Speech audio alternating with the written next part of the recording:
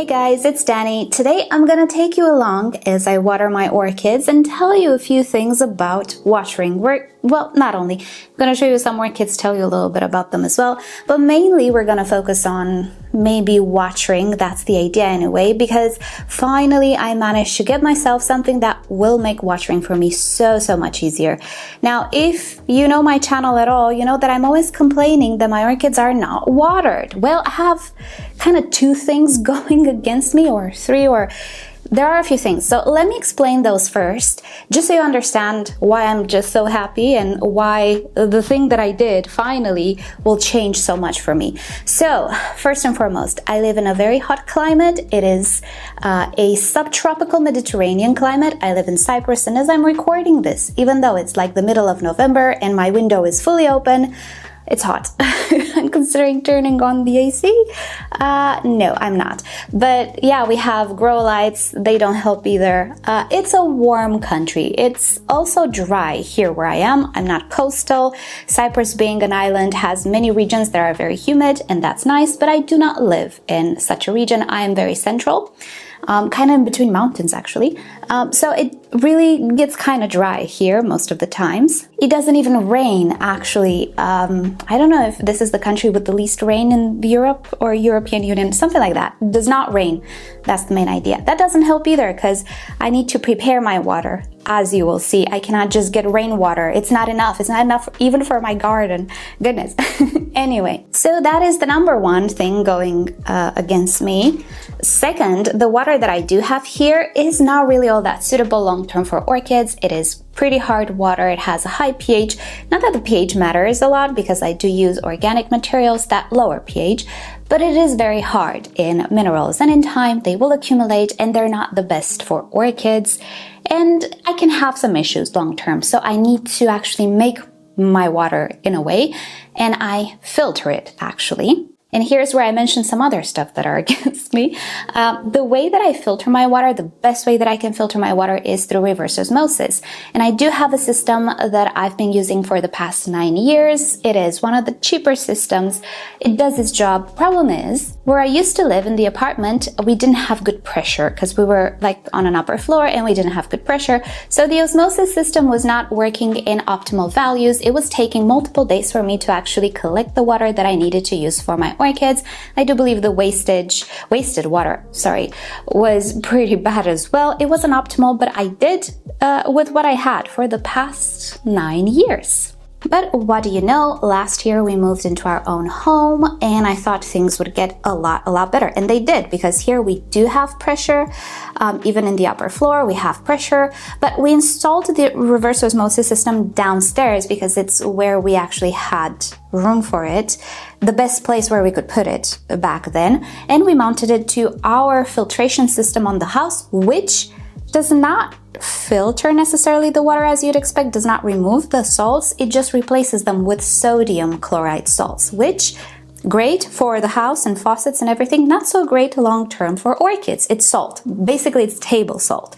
So again, I needed to rely on my reverse osmosis water, which now was working much better because, you know, we had a lot more pressure. However, my orchids are upstairs and the reverse osmosis was downstairs.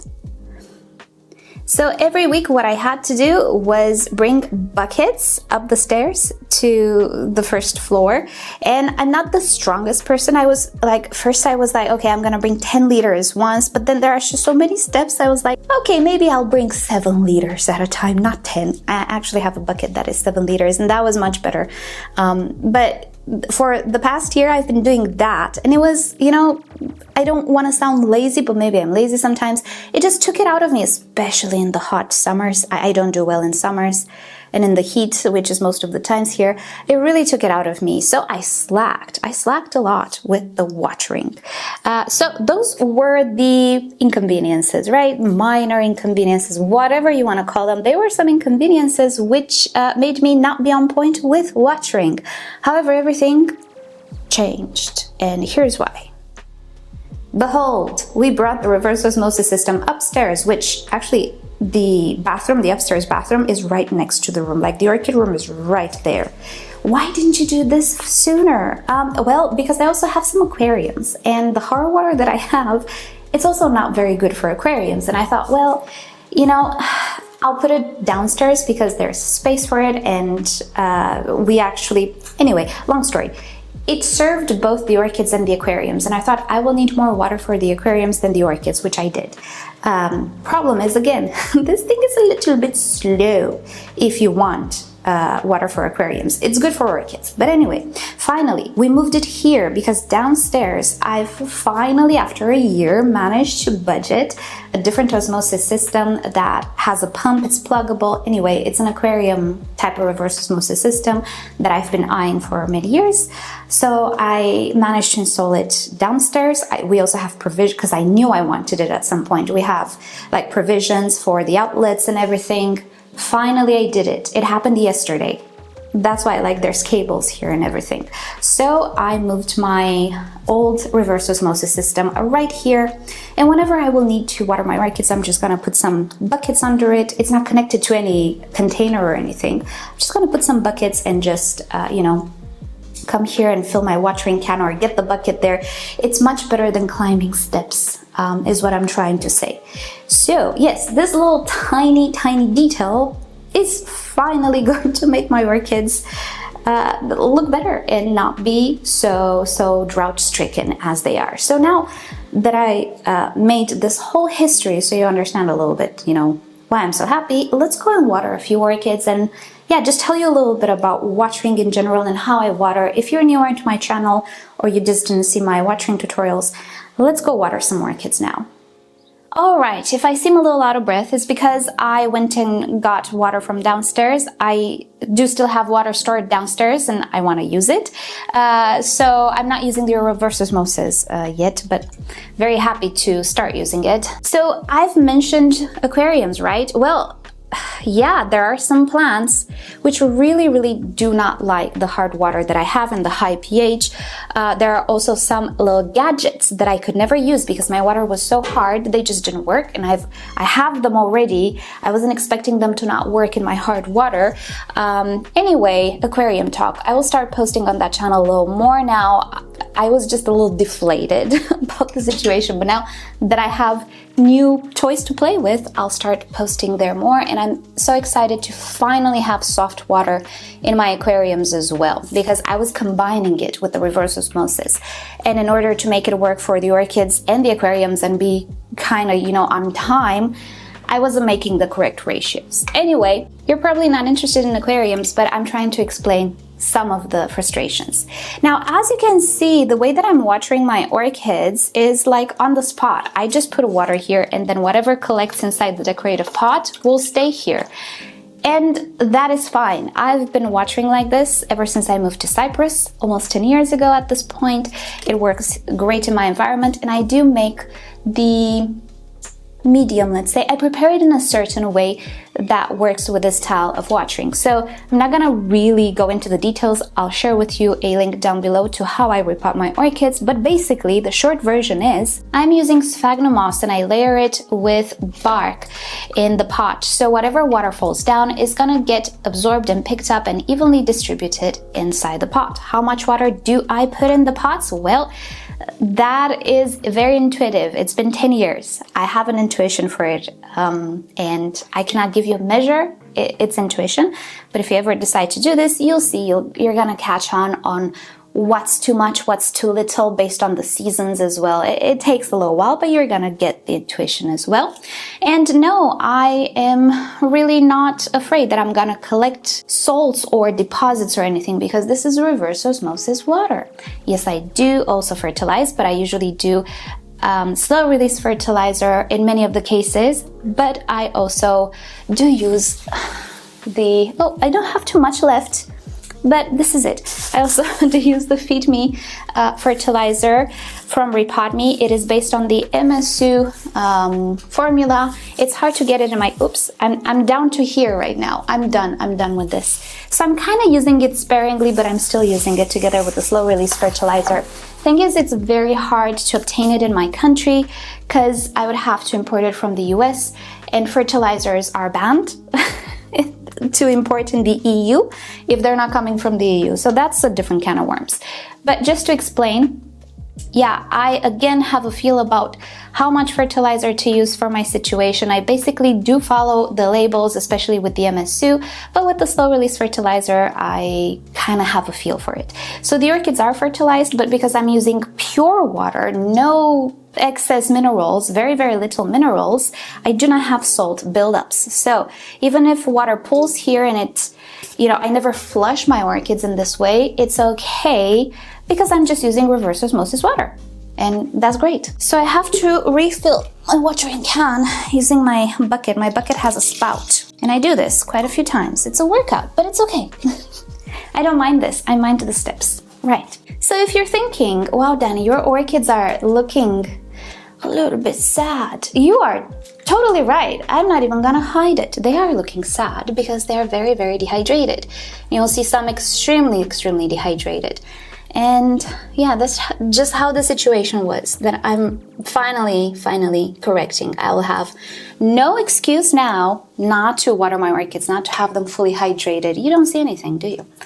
But anyway, bottom line, yes, finally I can keep my orchids hydrated. And if you ever see this mess and shrivelness that you see here, there's no excuse. I'm just lazy. But it's not just me being lazy, I promise.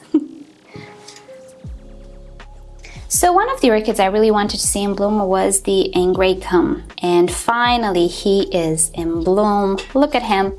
I usually pour a little bit more water here because Angraecums are very, very thirsty. Yes, you heard me right. Many people treat them like vandas. I cannot. They're very thirsty for me in this environment. So I just wanted to show you a little bit the flower. It is absolutely beautiful.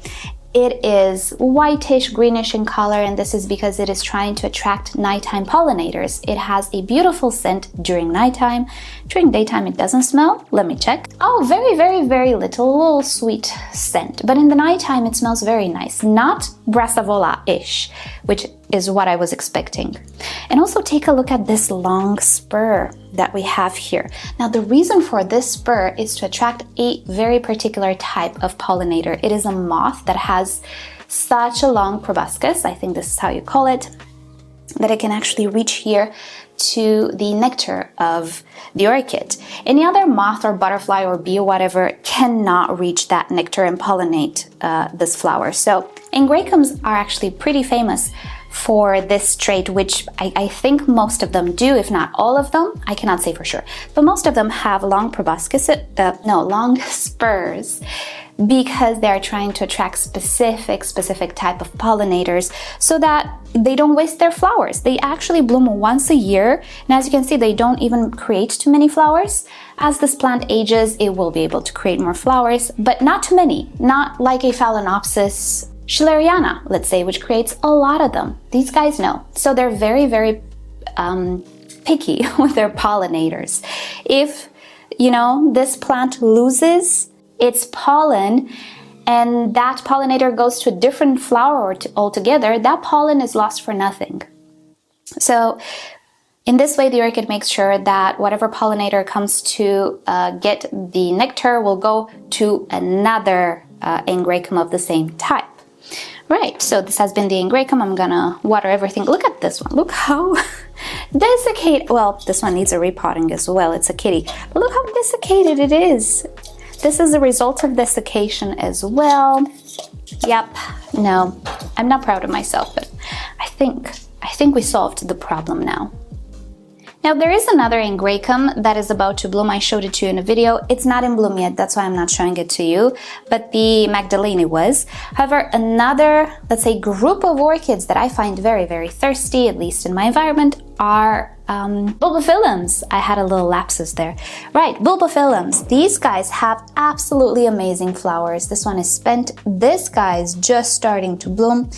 And because they are so thirsty, I decided to pot them in actual bowls. Yes, food bowls. And they're doing amazing. But again, I have to be much more on point with watering. Now, I think some, not all of you, some of you will say, well, what are orchids doing in nature? Because that's one of the most common comments that I get on my videos, no matter the topic. you know, why do you have to invest so much care and attention and everything on these orchids when, you know, in nature, what do? Nobody takes care of them. Well, I'm not trying to take care of them more than what, you know, they wouldn't necessarily encounter in nature. Okay, a little bit more, because I'm trying not to have pests on them. In nature, they have pests. They fend for themselves. However, what I'm trying to do is replicate a little bit the stuff that happens in nature, not one-to-one, but as best as possible. And one of the things these orchids encounter in nature is the type of water. Yes, rainwater is very pure in the regards of minerals. It actually does not have minerals. It might have other pollutants, yes, depending on the region, not gonna go into that. But from the point of view of calcium and magnesium, it actually does not have. Also, the pH is low as well, 5.5, 6, depending on the region. So these little differences between cultivation and nature sometimes do accumulate and do create some issues in cultivation. And again, as I was saying, I'm not trying to copy nature. Where did you ever see a bulbophyllum in a bowl, in a food bowl? You're not gonna see it in nature. They grow on trees. I'm trying to reproduce like the amount of water they would encounter in nature, you know, with the dew, with the rain and everything. There's no dew or rain in this room. So I'm using this as a sort of a cheat. But when it comes to the quality of water, reverse osmosis water is the closest thing we have to actual rainwater. Now, remember I told you I will get back to you when my beautiful tropical chip is in bloom? Well, here she is.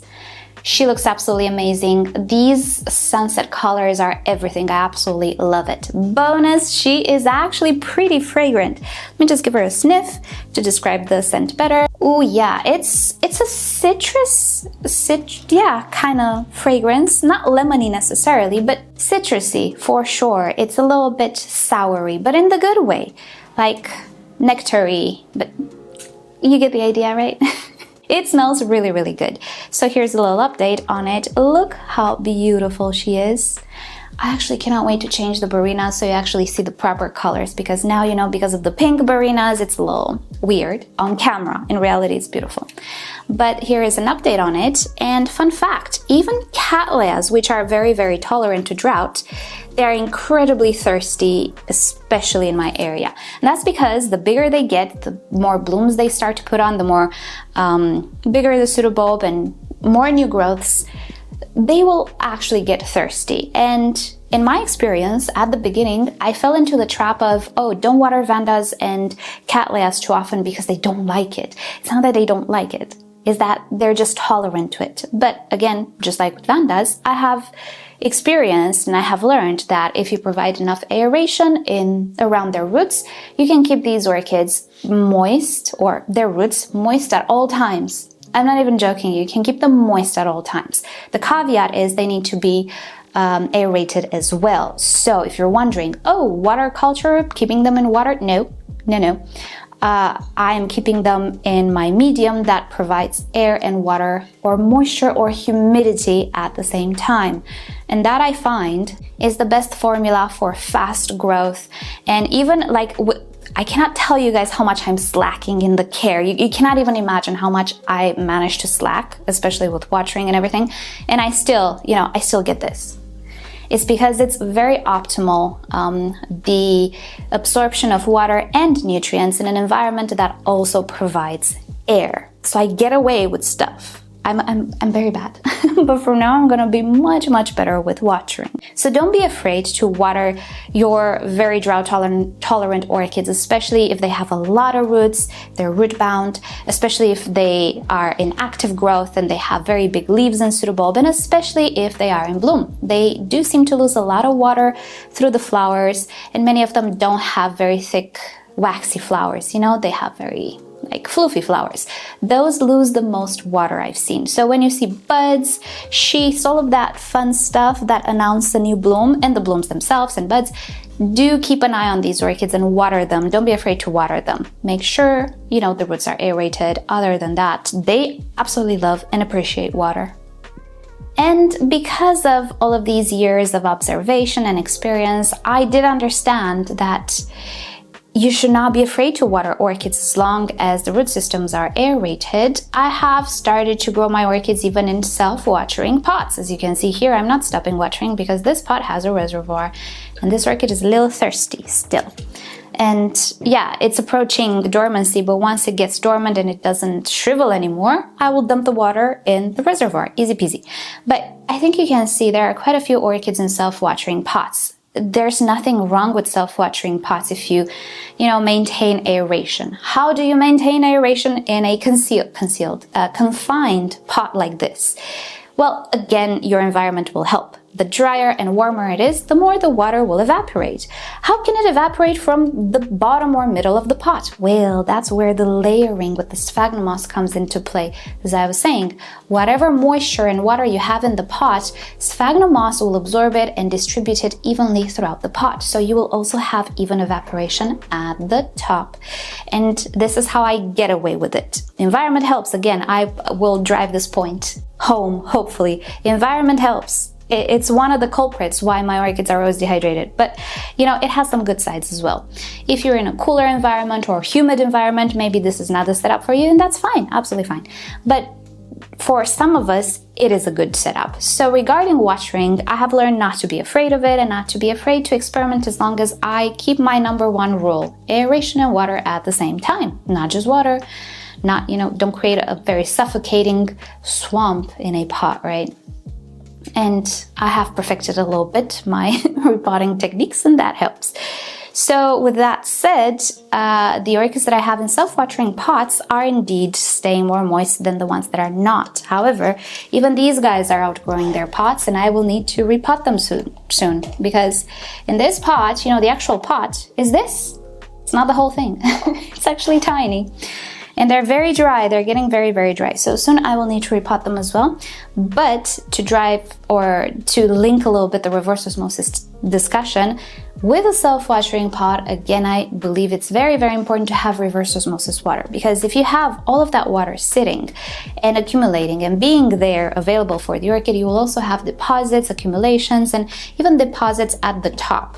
Now, deposits at the top can be a little bit tricky because that's where the new roots grow as well. You have those green tips, and if you have a lot of salts, you might actually burn the new tips. Hence why I'm not actually using my tap water that I have here, or the salty water that I have filtered through the filter of the house. I use reverse osmosis water. So all of these little details and elements do work together to help me out a little bit. As I was saying, I get away with a lot of stuff. I could do much better, but sometimes, I can't because life. However, though, I hope this little discussion about watering and the quality of water and how I water and everything was interesting to you. If you're ever considering should you buy a reverse osmosis system for your orchids, go for it. It's one of the best investments that I did. If you have 3 orchids, you can absolutely go buy distilled water, right? Maybe investing into a reverse osmosis system is not what you should do, but if you have quite a lot of them, and who knows, maybe you can actually use that water for something else. For example, my husband always wants reverse osmosis water for his car. I don't know, exactly what he's doing with it, but sometimes he uses it, sometimes he wants to clean something and he doesn't want those salt residues from the tap water. I use reverse osmosis water in my iron. There are some benefits to just having the system installed in your house. A little tip: usually if you go to fish stores or pet shops that have a fish or aquarium department, the reverse osmosis systems there, the simplest ones, are the cheaper ones. Or actually, they're cheaper than the ones intended for home use. I believe, because I remember the history, I think that the reverse osmosis systems for the home first appeared because of the aquariums, or in the aquarium hobby. They were first sold by fish stores, and then people caught on that you can actually use this water for other stuff in the home, so they started to sell systems with the faucet that you can use to put in a glass, whatever. Those were 3 times more expensive, or at least here where I live, they're 3 times more expensive. You don't need that if you don't want a reverse osmosis system with a faucet. The one that I have is like that. just because I didn't find a different one at the time. And I actually needed a faucet. But you can go to a pet shop or a fish store, whatever, ask, and you don't need a fancy reverse osmosis system. You do not also need the remineralization filters. You just need the basic 3-step or 5-step, whatever you find there. And ta-da, you're gonna have reverse osmosis systems in your home for orchids. Anyway, so that is about it for today. Thank you guys so much for watching. Hope you've enjoyed hanging out with me today and hearing me blab. How are your orchids doing and what water are you using? Right, so with that said, I will see y'all next time. Have a great day. Bye.